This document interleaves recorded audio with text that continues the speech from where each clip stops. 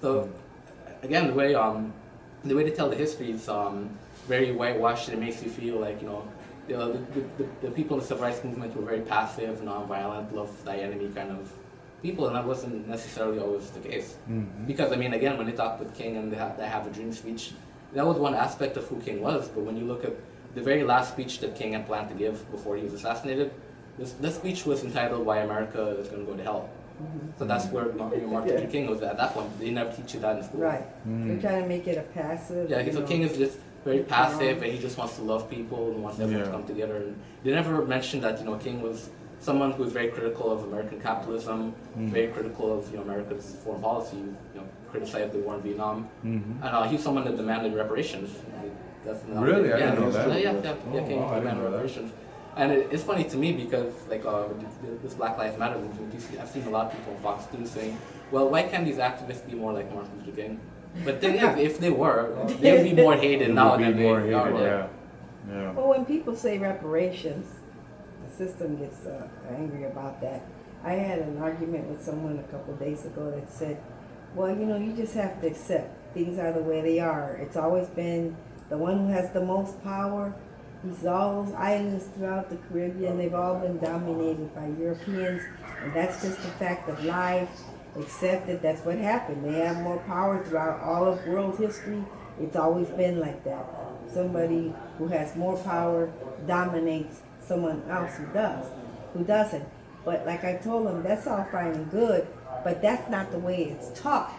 And the way it is taught is that, you know, these goody two-shoes came and saved these people and made them civilized, and that's the problem, and that's what, you know, he didn't understand. Okay, you conquered, you know, what's that terminology, the conquered of the fittest or whatever, but survival of the fittest. Yeah, survival of the fittest, but that's not how it is taught, and the government knows that. That's why they've eliminated black studies from schools. They don't want to teach black studies because they have done 1,000, you know, tests and studies on it, that when children from a young age learn about their contributions, man, that is like the most powerful, you know, ammunition you can give to a child, is let that child know who they are and let them, they're somebody, and all the accomplishments. But these kids grew up, they don't know nothing about, you know, any of the accomplishments or anything like that. And that's how the system wants it. That's how they stay in control. Because it's the same thing that happens in the Puerto Rican community. I remember about 5 years ago, we wanted to do an event, which we do every year, on what's called the Grito de Lares, where the Puerto Ricans fought to get independence from Spain, and there was going to be an uprising and all that. And the place we were supposed to have it a couple of days before the event, they told us we couldn't do it there. And Lares is the African part, right, of Puerto Rico, right? No. But anyway, the thing was that 5 years after the Grito de Lares, you know, that's when slavery was abolished, because these people that were fighting for, those particular people fighting for the independence of Puerto Rico, at that time, they were also adamantly against slavery. So, and known to have written like Bill of Rights, human rights.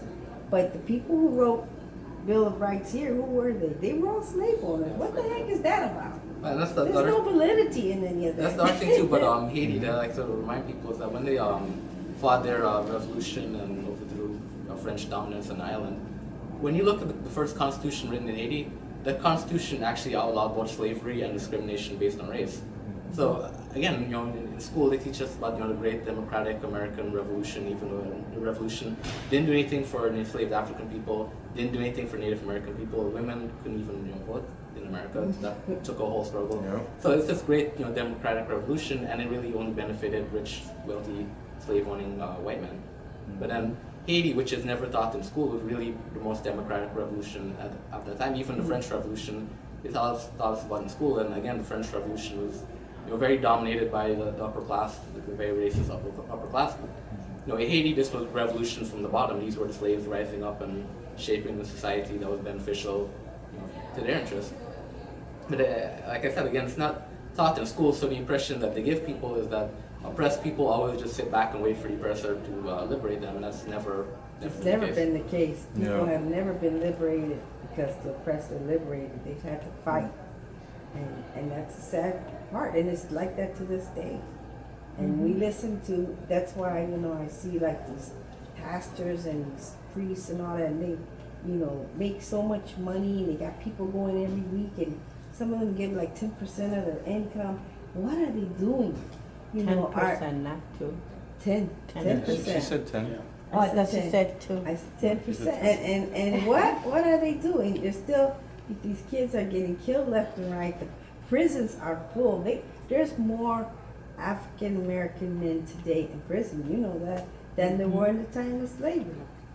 There were slaves. And now they're starting to use the prisoners to build work and stuff like that too. Now, like the fires that's happening in California, Yeah, they got it's prisons mainly the prisons Well, I out mean, there that's, working. that's what they do to And They've then been prisoners. doing that for a while. Yeah. They've been going out there. And No, I mean, that's what they do to pay prisoners. And then They they take take work. pictures, cents a day. and then they take a picture of the firefighters talking about, yeah, there's all these guys working out there. Yeah. That's so messed No, but I mean, up. that's the thing with the prisoners, they make them work, and the reason for that is, again, the way they teach history in school is, going back to Abraham Lincoln, the great generous white man that freed slaves. You check the 13th Amendment that ended slavery, That's it it. puts a provision in there that slavery is actually legal in cases of punishment for crime. Right. So what they started doing now is, we'll imprison these people and then use their labor essentially as slave labor, because these prisoners, I didn't know that. yeah, these prisoners are used Yes. for labor, and a lot of times, if they are paid for the labor, because most times they aren't paid, sometimes they are paid and they're given a few pennies for whatever labor. That, Wow. they can also, private prisons is actually a multi-million dollar industry Yeah. because they're profiting from essentially what is slave labor.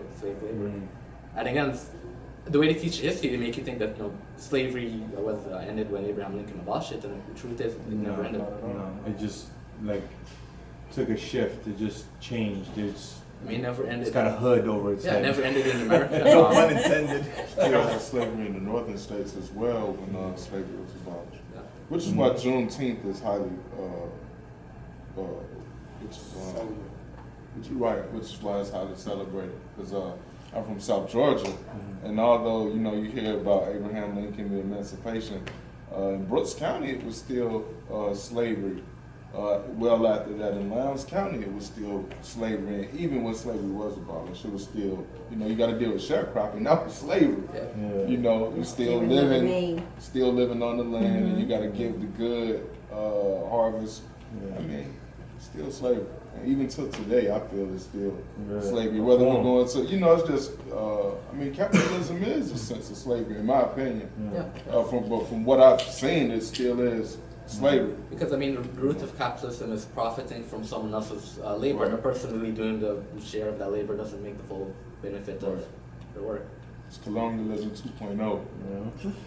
But